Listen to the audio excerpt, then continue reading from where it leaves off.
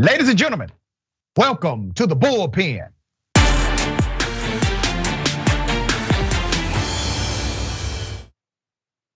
The Bullpen today, my friend is back. Dave Spencer, host of Practically Political, the podcast, has a long history connected to politics and the culture of politics. He is a member of the Rockefeller family. All right, Dave, welcome. Always good to be back with you, Doc. Man, I got to tell you, brother, always good to have you as well. We always have an interesting conversation. So we're going to chop it up about Marjorie-Taylor Greene, the new lawsuit, and the judge, the federal judge, Amy Totenberg, saying that the lawsuit actually does, in fact, have merit, and it will be able to move forward. And if we have time, we will get to some of the Senate races in Georgia, Herschel Walker being the primary. I don't want to presume what you know, believe about Marjorie-Taylor Greene and this particular legal action against her in federal court. So if you would, give me your insight and I will then opine. Well, I think Marjorie-Taylor Greene is really, when she said that Nancy Pelosi was going to unleash the gazpacho police, you had to laugh because she really represents the apotheosis of the dumbing down, the dimwittedness, if you will, of our party and how low the GOP has gone. It really started with Sarah Palin. It used to be the party of ideas, of solutions, of intelligent debate, and now it's a clown show. And yes, I hope that the lawsuit proceeds, and I hope that she's not allowed to run. She's a disaster. But I think there are certainly better ways of addressing or trying to get people like Marjorie-Taylor Greene and some of these other wingnuts out of Congress and out of the Republican Party. Listen, I agree with you on that sentiment. I do find it ironic. I find it really ironic that the administration is not saying any of this, that this is a citizen-led lawsuit in her district. Like voters are actually the ones holding the government accountable to the US Constitution. DOJ has said nothing about this. The Attorney General is not saying anything. The Biden-Harris administration, they're not coming out forcefully about it. And I think that's a great miss of the Democrats. In addition to that, I'm going to propose something to you that I've been thinking about for a while, Dave. I think we have changed as a culture through marketing and advertisement to where we have become more so consumers than thoughtful citizens. And I mean in general, okay? And I think that has permeated to the political class. And follow me, I'm going to go somewhere with this. People who say they are patriots are actually just purchasers. They are purchasing brands because we have become a binary culture. And we're looking to be sold on something. We're looking to be sold on a brand. Now, I believe it permeates in the culture of the left, but I think it much more permeates in the culture of the right. And let me provide the reason for my conclusion.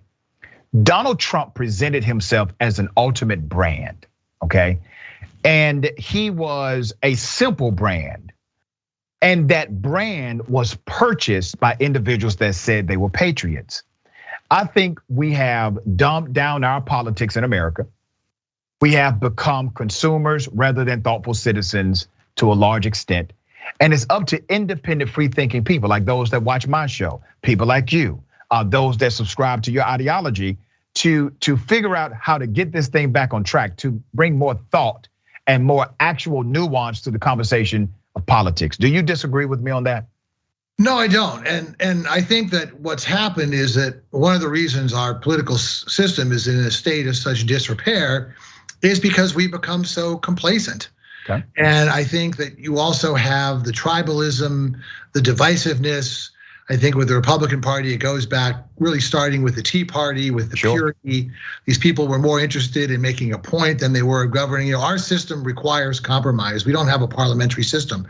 So without compromise, things are not going to get done. And here's a stat for you. In 1980, there were 60 senators who were considered people who would work across the line. Some of them were, socially conservative Democrats. Some of them were fiscally liberal Republicans, but whatever. We could get things done. Now there's maybe 1, 2, 3 people in the entire Senate. And so I think this is one of the few, this is where I give Trump credit. He got people involved in the system. Maybe a lot of it was because they got raged, but that's okay. There's a thin line between love and hate. Just get involved. Yeah. And the turnout in the 2018 midterm went up from 34% in 2014 to 52% in 2018. That's great. So people are getting involved, but I do think that you have in both parties a lack of seriousness. I mean, with the Republicans, it's not putting forth any policies. It's obstruction. It's internalizing the big lie. Even mainstream peoples won't disallow it. And fortunately, the Democrats, and I said this before, it's fecklessness. It's incompetence. It's like trying to herd cats. And so that's one of the reasons that the midterms are looking really ugly. Yeah, Democrats are likely to get destroyed in the midterms. When you put forth your resume, that's what an election is. You put forth a resume and you say, this is my resume. This is what I've accomplished and this is what I can do. And I need you to elect me based on these qualifications. And then you get elected. And I'm talking about Democrats in particular. They get elected. They say, give me power to change things. You give them power to change things. They get elected and then they debate with the people who gave them the power to change things that they don't have the power to change things. Republicans, on the other hand, if you grab nothing out of their playbook but this, it is a worthy grab. They know how to get power, maintain power, and exercise power in ways that Democrats are still trying to figure out. Let me go to this actual court ruling, okay? So the court ruling is based on the 14th Amendment, Section 3 of the US Constitution. I'm gonna read part of it. And it basically says, listen, if you've taken an oath to serve and you engage in an insurrection or rebellion against the government, or if you provide aid or comfort to those who did, you cannot obtain and maintain political office. Now, has it been used before? Yes, it has been used before. The last time, and I think this is the last time, it was used in 1919. Now, this is quite interesting, Dave. It was used in 1919 to refuse to seat someone who was considered a socialist to the US Congress. Not because they engaged in some kind of insurrection, all right? It was because they determined that this person gave aid and comfort to Germany during the First World War. So here's the comparison, and I want you to give me your thoughts on this. Marjorie-Taylor Greene is going on Fox News and other outlets defending herself, saying that she never engaged in any insurrectionist activity, which actually may technically be true. That may technically be true that she did not engage directly, like let's say a Jenny Thomas was at the rally, or Meadows, who was coordinating via text messages. She may not have been involved in that. But the Constitution says, or provided aid and comfort to those who did. She has clearly done that. And remember, the last time we used this provision of the Constitution, it wasn't because somebody engaged in an insurrection. It was because of the or part, that they engaged in providing aid and comfort to someone who did. And they considered that to be disqualifying. Based on the merits of the actual Constitution, Spencer, do you think there's a real case against Marjorie-Taylor Greene here? Well, I'm not a lawyer, but I will say that by that standard, you could apply that to a lot of people in Congress, okay? Yes, there were even people like Mo Brooks from Alabama who were at the rally, but there were also people who incited it in many other ways.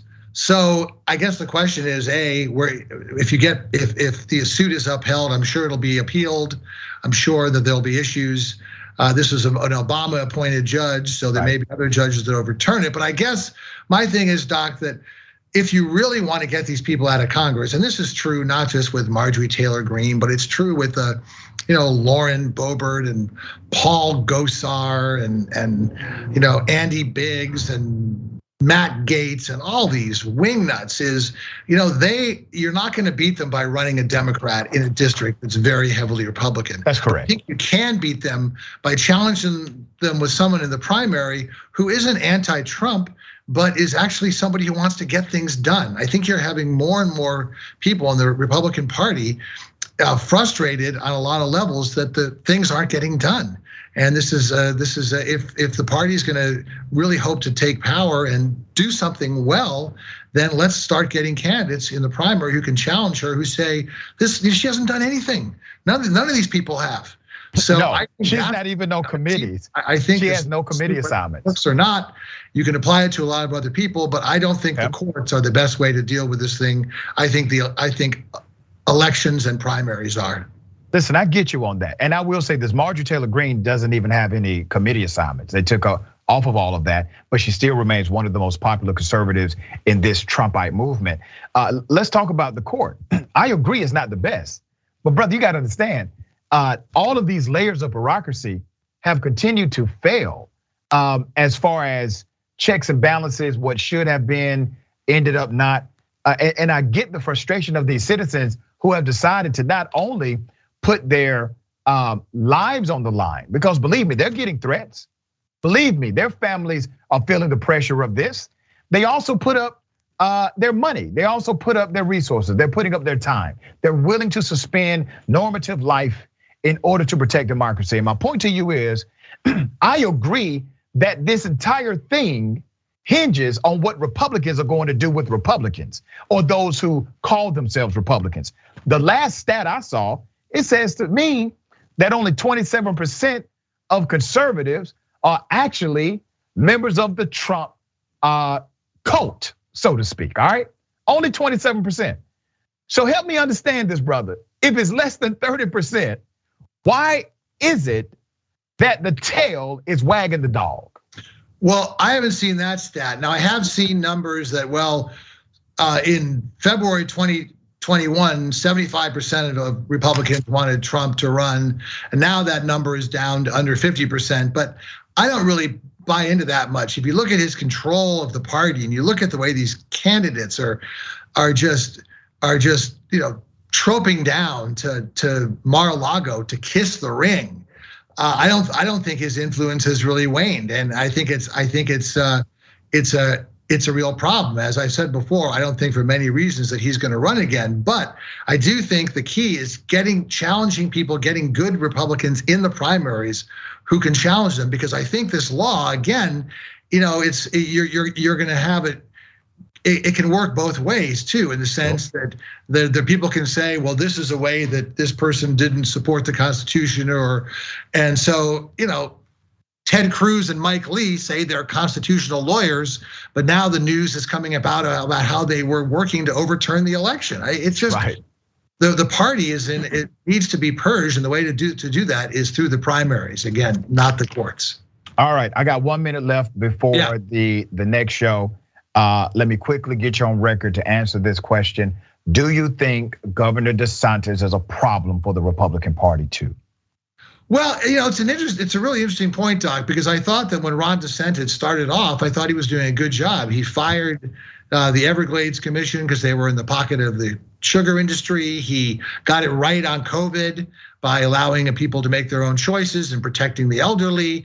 But then he's gone off the rails now. And I think particularly with the banning vaccine mandates, and now this case with Disney, which by the way, I think both of them, this is a lose-lose thing, because even in conservative parts of Florida, Disney is very popular. Yeah. But Bob Chapek, who took over for Bob Iger, I think has been very cowardly. Disney has a huge corporate culture, and if you don't follow it, you'll get fired. And so they can't let 200 people set corporate policy. I think it's very craven. All right, so we'll see what happens. I wish I had more time to debate you on some of those dynamics you connected to Governor DeSantis, but we'll do that another time. Thank you so much, Dave. I appreciate you, brother. Doc, always great being with you. Thanks. Same here, man.